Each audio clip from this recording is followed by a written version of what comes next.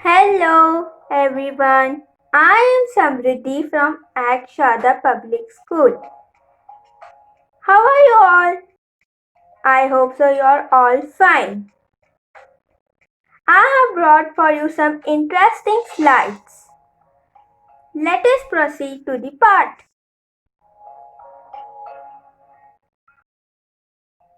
Parts of speech.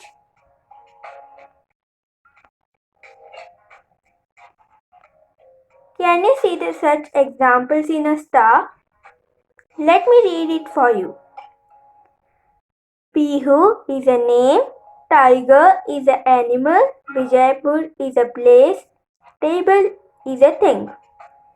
These are all examples of noun. What is a noun? A word used to identify any of class of people, places or things. Here are more examples of noun. Adjectives. What is an adjective? Adjectives are words that describe a noun. Here are examples of adjectives. Famous, busy, expensive, modern, safe, ancient, beautiful, noisy, crowded, deep, tall, quick. The ancient museum. The beautiful waterfall. The ancient is an adjective and museum is a noun. The beautiful is an adjective and waterfall is a noun. Interjection. What is an interjection? It's a phrase that expresses feeling.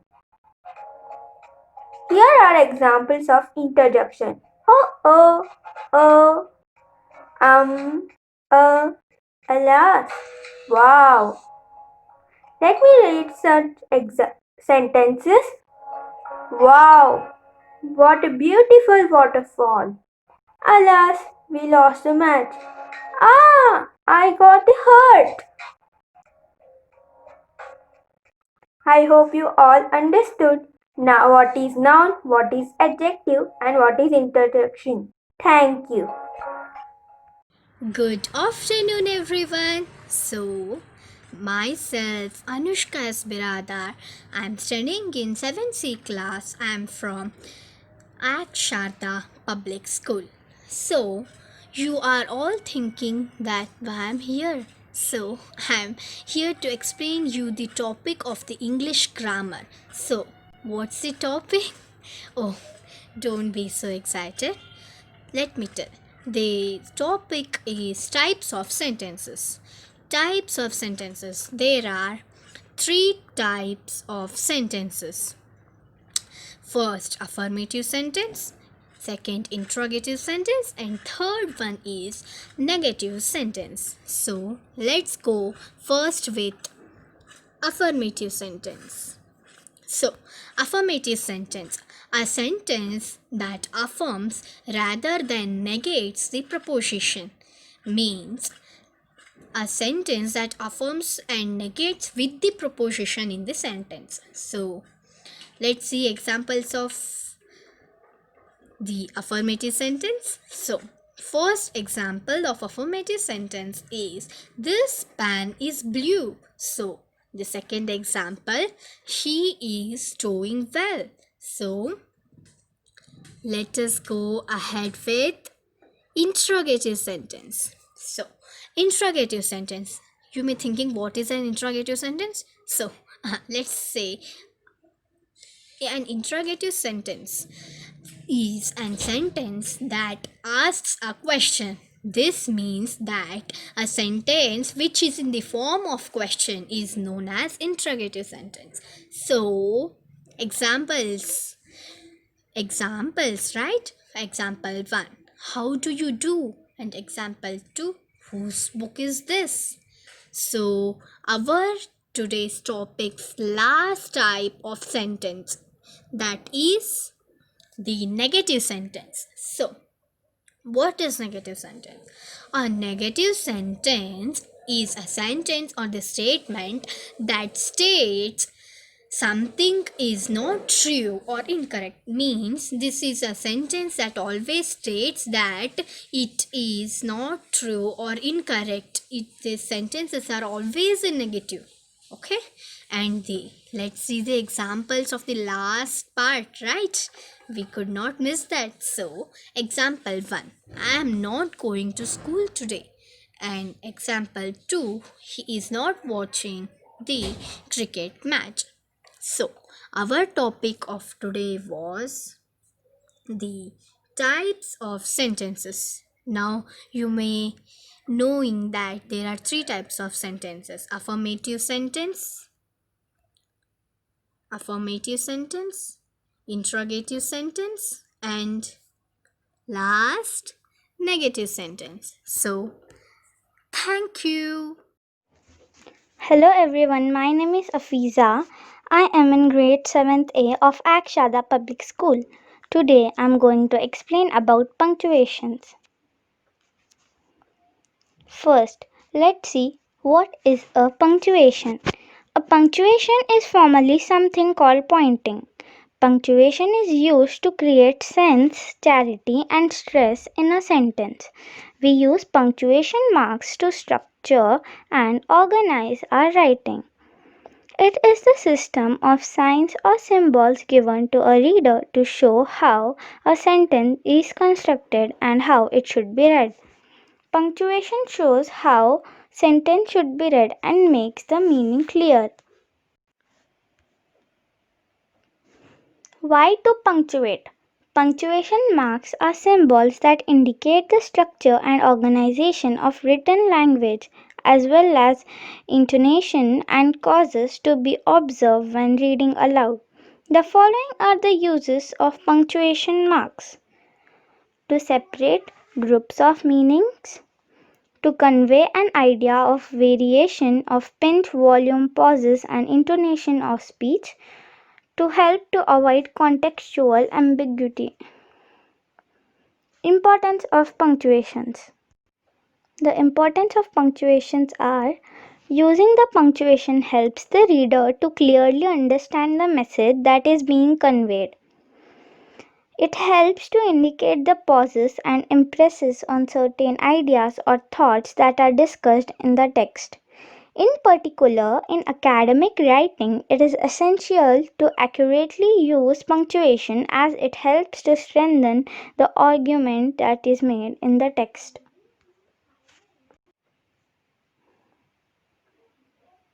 Punctuation marks: full stop, comma, apostrophe, question mark, exclamation mark, quotation marks. Rules: use a full stop at the end of a complete sentence that is a statement. For example, I know that you will always be my best friend. Full stop. If the last word in the sentence ends in a full stop, do not use another full stop after it. For example, I know that MD, she is my sister-in-law. Comma. A comma separates a tag question from the rest of the sentence. For example, it's a good day today, comma, isn't it? Second, it is used to avoid ambiguity that might arise from adjacent words. For example, to Adrian, comma, Marinette was someone special.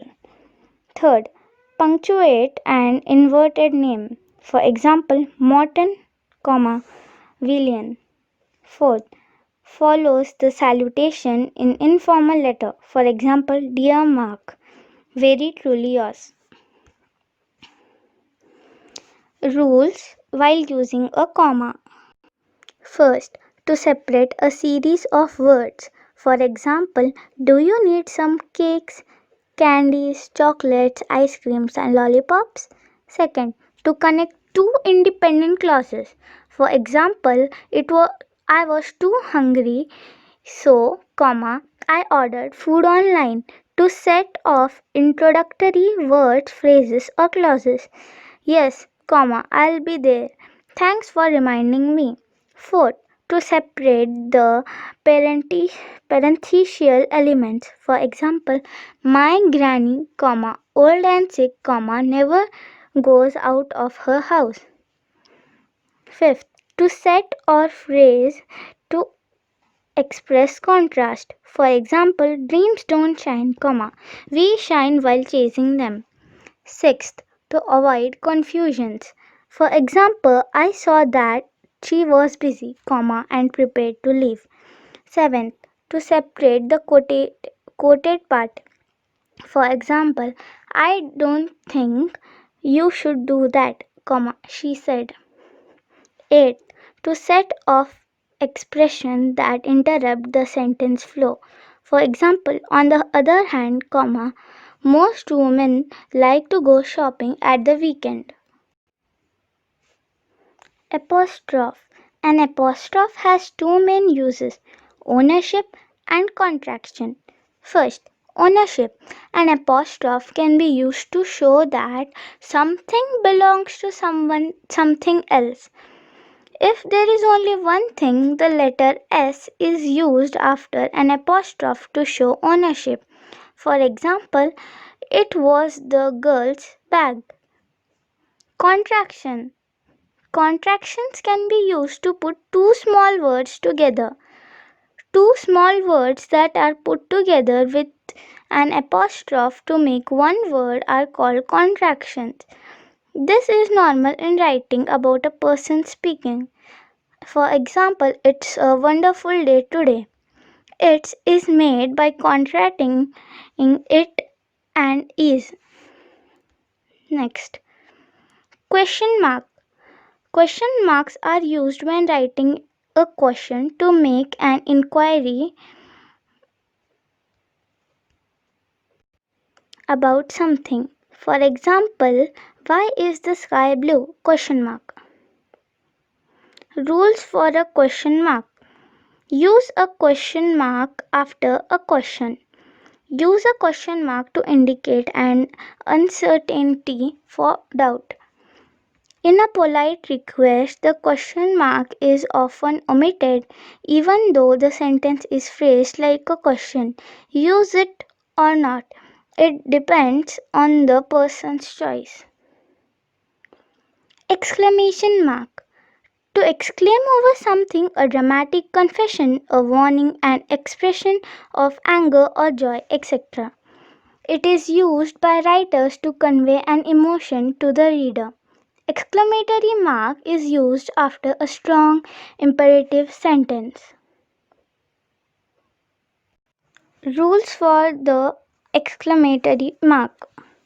Rules for exclamatory mark are: use an exclamatory point after exclamation to show first delight. For example, wow! Exclamatory mark, or and nice catch! Exclamatory mark. Urgency. Please help me. Anger. Drop dead. Surprise. I can't believe it's you. Distress. Oh no, this can't be right. Excitement. I got a A grade. Intensity. I love you. Loud noises. Crash. Strong command. Stop. Don't move. Quotation marks. Rule. Use quotation marks to set off a direct quotation. Rule. Person and commas always go inside quotation marks. 3 ways to use quotation marks: at the beginning, at the end, on both sides. Here is a song on punctuations. So let's just read it once. I'm a period, I look just like a dot. Every time you see me, you must stop, stop, stop. I am a question mark, you must ask me why. Every time you see me, your voice will go up high. I'm a comma, I look just like a hook. Every time you see me, slow down and just take a look. I'm an exclamatory point. I'm full of surprises. Every time you see me, widen up your eyes. We are quotation marks will come in a group of 2. Every time you see us talking is what we do. Here is a mind map on punctuation marks. Thank you everyone. Hope you have understood everything about punctuation marks. Good morning, teacher, and my dear friends. I am Jay from 7th B, here to teach a new topic, which is poetic devices. Now, what are poetic devices? How are they? Today, we are going to find that out. And after this class, we will be able to define all the poetic devices. So, let's move one by one. Poetic devices are nothing but it's a imaginative language which poets use in poetry to express their ideas or their feelings. There are many poetic devices such as imagery, hyperbole, onomatopoeia, simile, metaphor, personification, alliteration, rhyme, repetition, etc. etc. So we're going to study each one of them in defined way. So let's go first. First one is the imagery. Imagery is nothing but it authors uses this to appeal our five senses, which are sight, smell, taste, touch, and hear. Actually, this is a descriptive writing which which poet helps us to create a mental picture in our mind. Such as if you read oh, there is a red corn, then there will be a corn, you will be like you will create a picture in your mind of a hot corn. And there are red roses, when you will create a picture of red roses in your mind. So this was imagery. Now next is repetition. Repetition is nothing but same words are repeated continuously. Its example is it's okay not to be okay. Now okay has been used here two times, and it's a vowel also, like o is a vowel here. So this was a repetition. Now next is hyperbole. Hyperbole is nothing but like it exaggeration to the sentence for effect. Like the king's nose was 3 feet long. My dad can lift over 2 tons. The food was so hot my ears were smoking. That boy runs faster than a car, etc. Now this all are hyperbole which exaggerates the sentence and gives a big effect. Now you can't do this all things, but it affects your sentence and exaggerates. So this was hyperbole. Now let's go to the next topic. So next topic is rhyme. Now the rhyme could be found in a poem's last on the stanzas, like the last words of the lines of the stanzas, like night, sight, might, tight, by, kite, bite, light, fright, flight, height, fight, sight. Now this all rhyme together, means rhyming words spell or it spells the same but the meaning is changed. Such as if you see night and sight, the meaning is different, but it spells same, night and sight, just one word difference. So this was about the repetition events rhyme. So next we'll go to next is personification. Personification means giving human qualities to the objects or the living things. Now such as here, see, the car was suffering and was in need of some TLC. Like now a car can't suffer and it doesn't need TLC. It means human suffers and it needs TLC. So humans quality is given here to the car. So next is metaphor. A metaphor compares one thing, one item or another item by saying that it's the other. Like we don't use it's a direct comparison, such as your room is a fixed. Now here there is no indirect comparison, there is a direct comparison. Now I'll give another example. He was cheetah in marathon. He was cheetah in the marathon. Here direct comparison is there. So this was the metaphor. Now the next topic is simile. Simile is a word or phrase which is used in a sentence to compare something to something else using like or has. Now here it's indirect comparison, but in metaphor there was a direct comparison. Yeah, Here was a direct comparison, and here is an indirect comparison using like or has. We don't use like or as in metaphor, but in simile we use, such as he was like cheetah in a marathon. He was like is used, and he fought like a lion. Like is used here. In simile, like and has are used.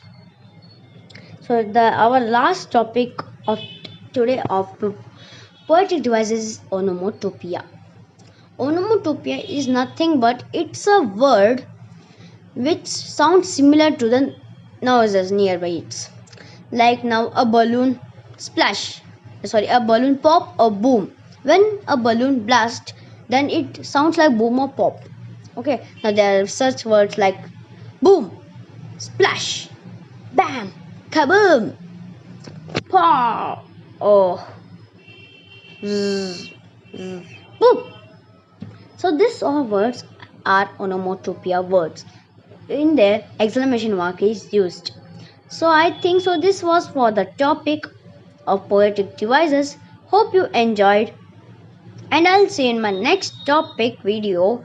Till then, bye bye. Bye. A very warm wishes to everyone. I am Tanmai Koti of grade 7A here to explain about poetic devices. Learning objectives. What are poetic devices? Why do we use poetic devices? And lastly, what are the various types in it and how they are used in English language? Comparative poetic devices. Simile and metaphor are two different poetic devices which are helped in comparison. Simile, direct comparison. It always tends to use words as or like. For example, the traffic is moving like a snail. The writer meant by this that the traffic is so slow. Metaphor, indirect comparison. It is when something is said to be like something indirectly. For example, my mother is a teddy bear. Writer meant that his mother is so kind like as his teddy bear.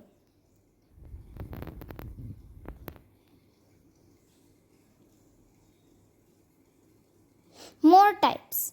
Alliteration can be defined as series of words occurring close together in phrases or lines of poetry that have the same first consonant sound. For example, Peter Piper picked a peck of pickled peppers. Here P letter is used in almost every word of the sentence. So this can be considered as alliteration.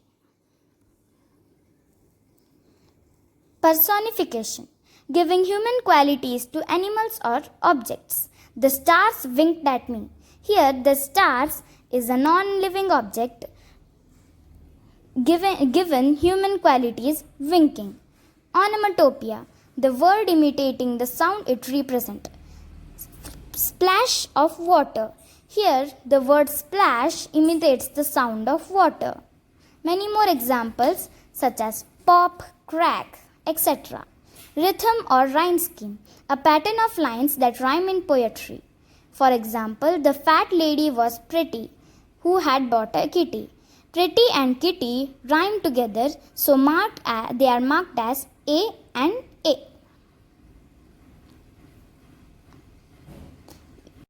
Hyperbole, exaggeration for more emphasis or effect. I could eat a horse. The writer meant that he was very hungry. Chorus, a short section of poetry that is repeated occasionally throughout the poem. Repetition, it is when a word or phrase is repeated many times in the poem. I watched the clouds go by. I watched the sun settle. I watched the stars. Here the word watched is used 3 times and thus considered as repetition. Rhyme, the usage of same sounding words usually at the end of the line to create rhythm. The children played outside in the sun as they ran in circles just for fun. Sun and fun are rhyming words. Imagery, a set of mental pictures or things. For example, soft upon eyelashes falling on my ever red cheeks. By reading these 2 lines, we imagine that same description in our mind, thus considered as imagery.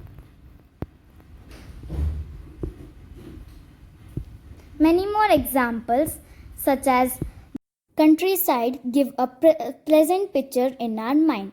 Thank you.